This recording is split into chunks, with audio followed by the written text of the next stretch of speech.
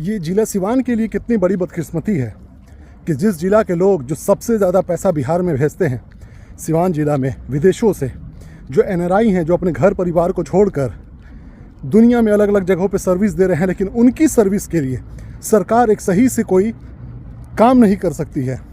उनके परिवार के लोगों को जो समस्या होती है उस पर कोई समाधान नहीं निकालता है।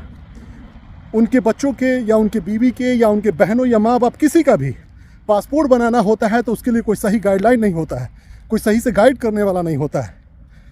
उन्हीं के परिवार के लोग लाखों करोड़ों रुपए भेज रहे हैं और सरकार उससे टैक्स लेती है, पैसे का इस्तेमाल करती है उस पैसे का जब बैंक में आता है तो।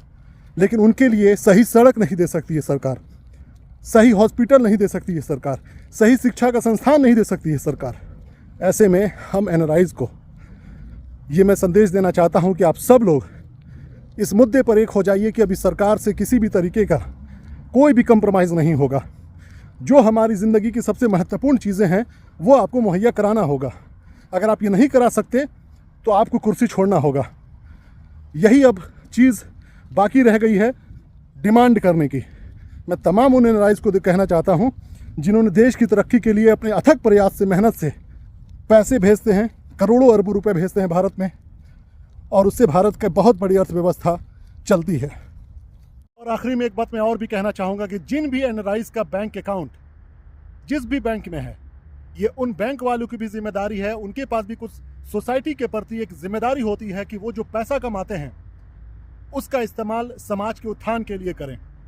अगर वो नहीं ऐसा कर सकते हैं तो आप भी अपने बैंक अकाउंट को वहाँ से बंद कीजिए। ये वो लोग हैं जो आपके ही पैसे से कमाते हैं लेकिन आपको किसी भी तरह की सहूलियत नहीं देना चाहते हैं, चाहे वो HDFC हो, चाहे वो SBI हो, चाहे वो एक्सिस हो, चाहे कोई भी बैंक हो।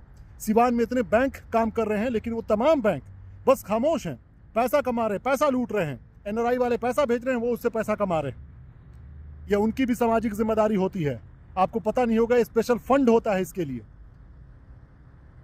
सवाल कीजिए।